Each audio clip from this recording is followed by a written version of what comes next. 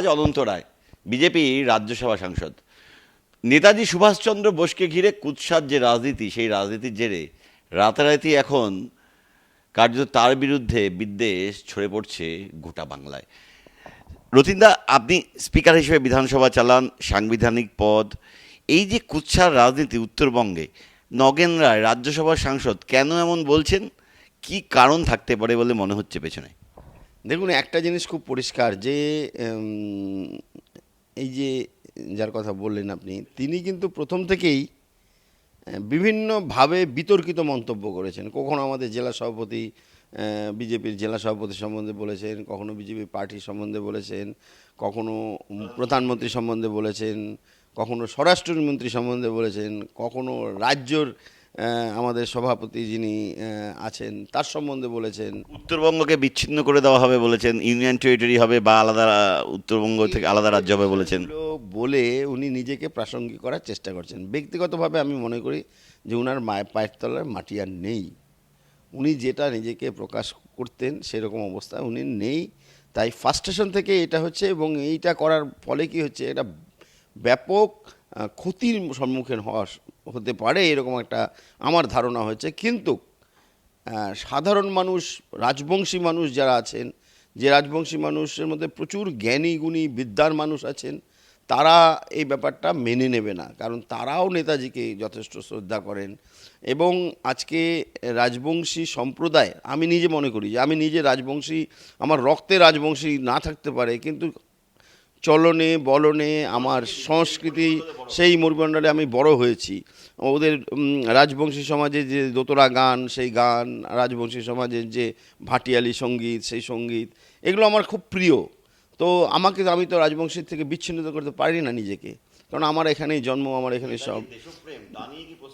কোনো অবস্থাতেই করা যায় না। উনি প্রাসঙ্গিক হওয়ার চেষ্টা করছেন, উনার কোনো পজিশন আজকে নেই বলে আমার মনে হয়, এবং এটা খুব ক্ষতিকারক। এবং আমার সবচেয়ে ভালো লেগেছে যে পশ্চিমবঙ্গের মুখ্যমন্ত্রী তিনি প্রয়োজনীয় পদক্ষেপ নিয়েছেন, এটা সুন্দরভাবে যাতে সমাধান করতে পারেন সেই চেষ্টা করেছেন। গতকালকে আমি দেখেছিলাম যে রাজবংশী সম্প্রদায়ের যত এমএলএরা আছেন, এমএলএ এবং মিনিস্টারদের নিয়ে উনি বৈঠক করেছেন, এবং কি কি করতে হবে উনি তাদের নির্দেশ দিয়েছেন। সেসব কাজ হচ্ছে, এবং কোনো অবস্থাতেই পশ্চিমবঙ্গে এই যে ঘটনার চেষ্টা করছে, সেই নক্কারজনক ঘটনা, সেই নোংরা ঘটনা আর হবে না। কারণ ওনার মূল উদ্দেশ্য হচ্ছে ঘোলা জলে মাছ ধরা, সেটা সফল হবে না, এটা বলে আমি বিশ্বাস করি। উত্তরবঙ্গ চিকেন নেককে বারবার অশান্ত করা, ডিস্টার্ব করার নানা অপচেষ্টা বিভিন্ন প্রতিবেশী দেশগুলোর অভ্যন্তরে নানা অভিযোগ এরম রয়েছে এবং নানা থ্রেট আমরা দেখেছি।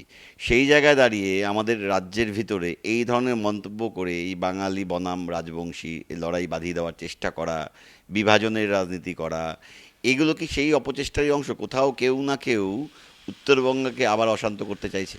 আমার মনে হয় না, আমার মনে হয় এটা অশিক্ষা কিংবা কুশিক্ষার জন্য হয়েছে। দেখুন, রাজবংশী মানুষদের সাথে যারা বলে ওপার বাংলা থেকে এসে, তারা একসাথে বসবাস করছে আজকে থেকে না, বহুদিন আগের থেকে।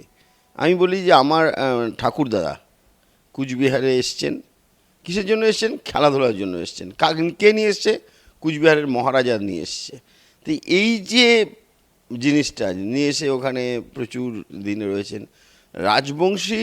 শুধু তাই না, সবাই মিলে কুচবিহারকে উন্নত করার চেষ্টা করেছে। এবং আজকে যারা দেবোত্তর যে পুজো মন্দিরগুলো আছে, কুচবিহারে তো 100-র বেশি মন্দির আছে, সেই পুরনো মন্দিরগুলো পুজো করতো কারা? পুজো করতো সেই ইউপির থেকে লোক এসছে, মিশ্র সম্প্রদায়ের লোক, ব্রাহ্মণ লোক, তারা এসছে। তারা এবং রাজবংশীরা একসাথে মিশে গেছে। এখানে রাজবংশী বলতে যে কথাটা বলা হয়, আমি তো নিজেকে বলি আমি রাজবংশী সম্প্রদায়ের মানুষ। কেন মানুষ? ওটা যে আমার সৃষ্টি, কালচার, ছোটোবেলাটা সমস্ত রাজবংশীদের মধ্যে কেটেছে। আমার দোতরা গান, ভাওয়াইয়া, এগুলো আমার রক্তে রক্তে মিশে আছে। এই যে অনন্ত মহারাজ, তিনি আপনাদের দলের রাজ্যসভার সাংসদ হয়েছেন, নিজেকে স্বঘোষিত মহারাজ বলেন, এর আগেও প্রধানমন্ত্রীকে নিয়ে কুৎসিত মন্তব্য করেছিলেন। আবার এই যে নেতাজিকে নিয়ে বিতর্কটা, এই বিতর্কটাও শুরু তো করলেন তিনি, এবং এখন সামাল দেওয়া যাচ্ছে না, এই ছড়িয়ে পড়ছে এটা। কেন বারবার উনি এই ঘটনাগুলো ঘটাচ্ছেন এবং কেন দল ব্যবস্থাই বা নিচ্ছে না, বা ব্যবস্থা নেওয়া উচিত? মানে কি মনে করেন? আপনারা তো বর্ষিয়ান রাজনীতিক, দীর্ঘ সময় ধরে রাজনীতি করেছেন, উত্তরবঙ্গকে হাতের তালুর মতো চেনেন। আমার একটাই মনে হচ্ছে যে উনি ব্যক্তিগতভাবে স্বার্থসিদ্ধির জন্য এগুলো করছেন। দল কোনো অবস্থায় ওনার এই এই ব্যাপারটাকে সমর্থন করে না বা করবেও না। সেই জন্য গতকালকে আমাদের বিধানসভাতে মাননীয় চিফ মিনিস্টার, মানে মুখ্যমন্ত্রী, তিনি নেতাজিকে এত শ্রদ্ধা করেন, এবং আমরা ভারতীয় জনতা পার্টি যারা, আমি যেমন ভারতীয় জনতা পার্টির একজন কার্যকর্তা ছিলাম, এখনও আমি সেইভাবে বলতে গেলে বিধানসভা ভালোবাসাটা তো আছে, সংগঠনকে দাঁড় করিয়েছি। আমাদের প্রধানমন্ত্রী নেতাজি বলতে পাগল। তিনি আমাদের যিনি ওই যে কর্তব্য পথ এইরকম হয়েছে, সেটা তো পার্সোনাল ইন্টারেস্টের জন্যই করা হচ্ছে। যখন মানুষের পজিশন খারাপ হয়ে যায়, মানুষ যখন ফ্রাস্ট্রেশনে চলে আসে, তখন উল্টোপাল্টা জিনিস নিয়ে এগুলো করা শুরু করে। আমার মনে হয় উনি তো তাই করছেন। নিশ্চয় আমাদের উচ্চ নেতৃত্ব এই বিষয়টা দেখছেন, দেখে উপযুক্ত পদক্ষেপ নেবেন বলে আমি বিশ্বাস করি। এবং আমার যেটা মনে হয়েছে, সাধারণ রাজবংশী মানুষ যারা আছেন, স্কলার আছেন রাজবংশী মানুষ যারা শিক্ষিত আছেন, তারা কখনো এরকম ব্যবহার করবেন না। কিছু লোক ওনার কথায় লাফিয়ে উঠে কিছু করার চেষ্টা করছে, এবং তাদের রাজবংশী সমাজে কোনো জায়গা নেই বলে আমি মনে করি। আরেকটা বিষয় যেটা প্রাসঙ্গিক, এই যে রাজবংশী তৃণমূল নেতা, তিনি বাঙালি খেদাও অভিযানের ডাক দিচ্ছেন, তিনি তৃণমূলের নেতা কিন্তু রাজবংশী, এই সামগ্রিকভাবে উত্তরবঙ্গ আবার সেই অশান্ত করার চেষ্টা। দেখুন, এগুলো তো হচ্ছে যে ঘোলা জলে মাছ ধরার চেষ্টা। তৃণমূলের এখন অবস্থা হচ্ছে শোচনীয়। তৃণমূলের দলের প্রত্যেকটা নেতা এখন মানে ডাঙায় ওঠার জন্য জলে পড়ে গেছে। ডাঙায় ওঠার জন্য যেভাবে খড়কুটো আঁকড়ে ধরে, গাছ আঁকড়ে ধরে বাঁচার চেষ্টা করে, এরা তাই করার চেষ্টা করছে। এবং এদের কথা কেউ বিশ্বাস করে না। এখন তৃণমূলের নেতাদের কেউ সেরকম গুরুত্বও দেয় না, কারণ তাদের কথার আমরা দেখেছি যে যে জায়গাগুলোতে তাদের কথার কোনো মূল্যই নেই। তথাগত রায় সিলেবাস থেকে নজরুল সুকান্ত বাদ দিতে বলছেন। মানে এই বিষয়টা কিন্তু আমি জানি না, আমি আমি এই বিষয়ে বলতে পারবো না।